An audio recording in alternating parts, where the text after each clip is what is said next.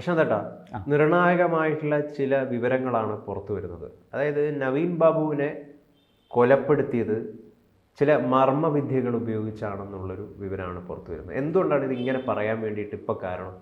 തീർച്ചയായിട്ടും നവീൻ ബാബുവിനെ കൊലപ്പെടുത്തിയത് എങ്ങനെയാണെന്ന് അന്വേഷിച്ച് കണ്ടുപിടിക്കേണ്ടത് പോലീസാണ്.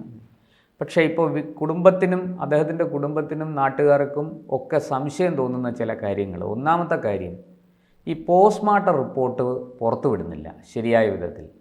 ഇതാദ്യം ഇവർ ചോദിച്ചപ്പോൾ, ഈ കുടുംബം ചോദിച്ചപ്പോൾ അത് കോടതിയിൽ നിന്ന് വാങ്ങിക്കൊള്ളാനാണ് പോലീസ് പറഞ്ഞത്. സാധാരണ നിലയ്ക്ക് ഒരു അസ്വാഭാവിക മരണം സംഭവിച്ച് പോസ്റ്റ്മോർട്ടം നടത്തി കഴിഞ്ഞാൽ ഒരാഴ്ചയ്ക്കുള്ളിൽ ആ പോസ്റ്റ്മോർട്ടം റിപ്പോർട്ട് ഫോറൻസിക് വിഭാഗത്തിൽ നിന്ന് അല്ലെങ്കിൽ പോലീസ് സർജൻ്റെ ഓഫീസിൽ നിന്ന് നമുക്ക് കിട്ടും.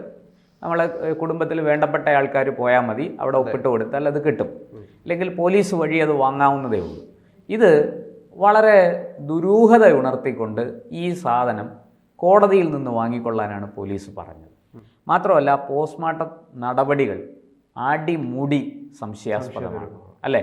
ആ ഇൻക്വസ്റ്റ് നടത്തിയത് മുതൽ ഇങ്ങോട്ടുള്ള FIR എല്ലാം ഇപ്പോൾ ശരിയാണ്. ഇൻക്വസ്റ്റിലെ വിവരങ്ങളെല്ലാം FIRൽ രേഖപ്പെടുത്തണമെന്നില്ല, അത് നമ്മൾ സമ്മതിക്കുന്നു. ഇപ്പോൾ ഇൻക്വസ്റ്റിൽ കണ്ട കാര്യങ്ങളെല്ലാം പോസ്റ്റ്മോർട്ടം റിപ്പോർട്ടിലും വരണമെന്നില്ല. പക്ഷേ പോസ്റ്റ്മോർട്ടം റിപ്പോർട്ടിൽ വരേണ്ട ചില കാര്യങ്ങളുണ്ട്, അത് വന്നിട്ടില്ല. ഒന്നാമത്തെ കാര്യം, പരിയാരം മെഡിക്കൽ കോളേജിൽ പോസ്റ്റ്മോർട്ടം നടത്തി എന്നുള്ളത് തന്നെ അങ്ങേയറ്റം ദുരൂഹമാണ്. ഇത് കുടുംബം അത് അനുവദിച്ചിരുന്നില്ല, അവരത് ആഗ്രഹിച്ചിരുന്നില്ല. ബോഡി കോഴിക്കോട് എത്തിച്ച് കോഴിക്കോട് മെഡിക്കൽ കോളേജിൽ പോസ്റ്റ്മോർട്ടം ചെയ്യണം എന്നായിരുന്നു കുടുംബത്തിന്റെ ആവശ്യം. ഇവിടെ എന്തിനെയോ മറച്ചു വെക്കുന്നത്, എന്തോ ഒന്ന് മറച്ചു വെക്കുന്നത് പോലീസിന്റെ ഭാഗത്തു നിന്നുണ്ടായിരുന്നു. തീർച്ചയായിട്ടും ഇതാണ് ഈ കുടുംബത്തെയും നാട്ടുകാരെയും ഒക്കെ ഏറ്റവും കൂടുതൽ ഈ വിഷയങ്ങളിൽ സംശയം അവർക്കുണ്ടാകാൻ കാരണം ഇതൊക്കെയാണ്. ഒന്നാമത്തത്. രണ്ട്, ഈ പോസ്റ്റ്മോർട്ടം കഴിഞ്ഞിട്ട് ശരിയായ വിധത്തിൽ പോസ്റ്റ്മോർട്ടം ചെയ്തു.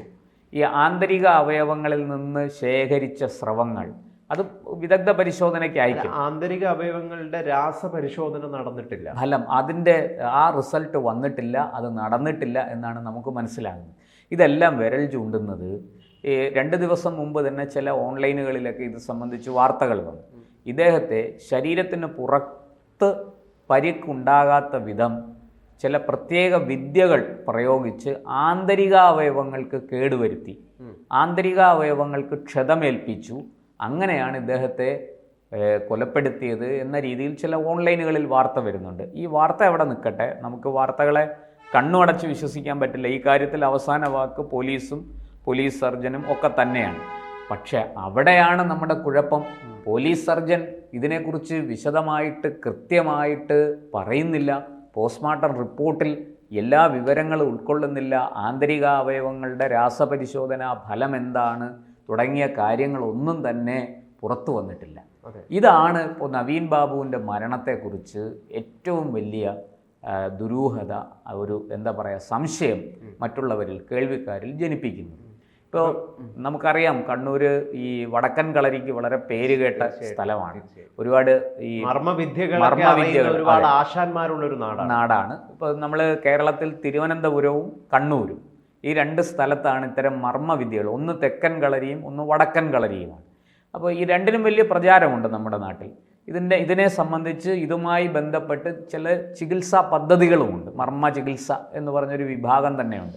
ഒടിവ്, ചതവ്, ഇങ്ങനെയൊക്കെ ആന്തരിക അവയവങ്ങൾക്ക് ഏൽക്കുന്ന ക്ഷതം, ഇതൊക്കെ മാറിക്കിട്ടാനായിട്ടുള്ള ചികിത്സകളും ഇതിനോടനുബന്ധിച്ചുണ്ട്. അത് തിരുവനന്തപുരത്തും കണ്ണൂരും വലിയ തോതിൽ അതിന് പ്രചാരവുമുണ്ട്.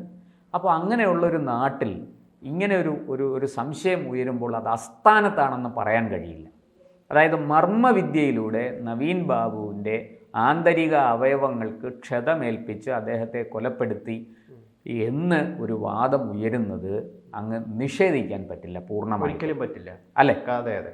ഇതാണ് കാരണം ഈ രക്തക്കറ, അടിവസ്ത്രത്തിലെ രക്തക്കറ കഴിഞ്ഞ ദിവസം ഇൻക്വസ്റ്റ് റിപ്പോർട്ടിൽ ആ കാര്യം സൂചിപ്പിച്ചിട്ടുണ്ടായി. എന്നാൽ പോസ്റ്റ്മോർട്ടം റിപ്പോർട്ടിലാവട്ടെ ഇതിനെക്കുറിച്ച് യാതൊരു തരത്തിലുമുള്ള വിവരങ്ങളും ഉൾപ്പെടുത്തിയിട്ടില്ല എന്നുള്ളത് വളരെ ദുരൂഹമായിട്ടാണ് നമുക്ക് കാണാൻ വേണ്ടിയിട്ട് സാധിക്കുക. അത് പോലീസ് നൽകുന്ന ഒരു മറുപടി എന്താണെന്ന് വെച്ച് കഴിഞ്ഞാൽ, സാധാരണ രീതിയിൽ പോസ്റ്റ്മോർട്ടം ചെയ്യുമ്പോൾ ആൾ ദേഹത്ത് ഉപയോഗിച്ചിരുന്ന വസ്ത്രങ്ങളെ മുഴുവനായിട്ട് മാറ്റി ശരീരം മാത്രമാണ് പോസ്റ്റ്മോർട്ടം നടപടികൾക്കായിട്ട് കൊടുക്കുന്നത്. അപ്പം സ്വാഭാവികമായിട്ടും രക്തക്കറ ഈ അടിവസ്ത്രത്തിലാണല്ലോ, അത് ഉൾപ്പെട്ടിട്ടില്ല എന്നുള്ളൊരു മറുപടിയാണ് ഈ അധികൃതർ നൽകുന്നത്. പക്ഷേ എങ്കിലും എങ്ങനെയാ രക്തക്കറ വന്നു എന്നുള്ളതൊരു പ്രധാനപ്പെട്ടൊരു ചോദ്യമല്ല, അത് കണ്ടെത്തേണ്ടത് തന്നെയാണല്ലോ. ഇത് തൂങ്ങി മരിക്കുന്നതിനിടയിലുള്ള ആ പ്രഷർ മൂലം വന്നതാണോ രക്തക്കറ, അതോ മറ്റേതെങ്കിലും രീതിയിലാണോ ഇത് വന്നത് തുടങ്ങിയ കാര്യങ്ങൾ എവിടെയും രേഖപ്പെടുത്തിയിട്ടില്ല. അപ്പൊ അത് കൃത്യമായിട്ടും അന്വേഷണ വിധേയമാക്കേണ്ട ഒരു കാര്യമാണ്.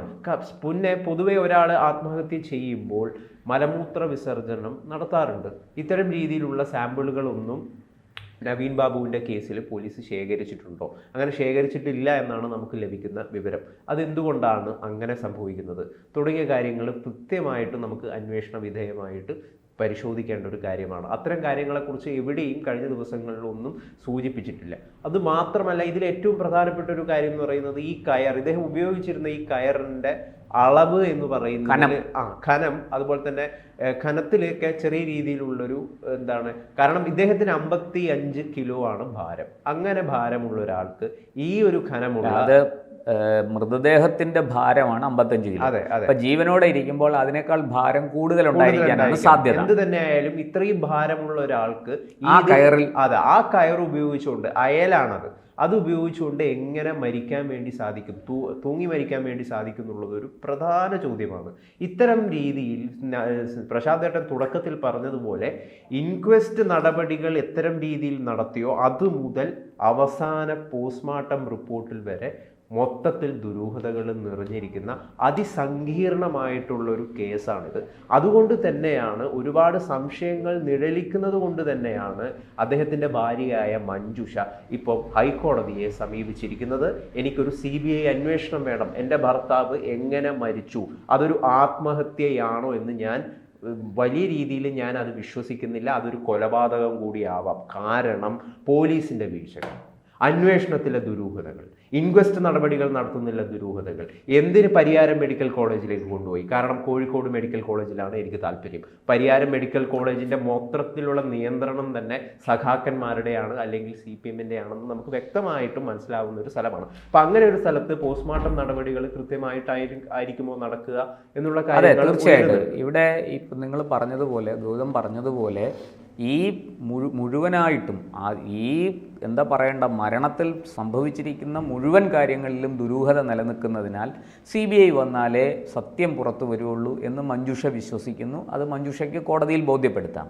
ഇവിടെ ഇപ്പോൾ ഈ മർമ്മവിദ്യയുടെ കാര്യം ചർച്ചയായി 2 ദിവസമായിട്ട് ഇത് വലിയ രീതിയിൽ ചർച്ചയാകുന്നു. ഇതിനെക്കുറിച്ച് നമ്മൾ നിരീക്ഷിച്ച് വരികയായിരുന്നു.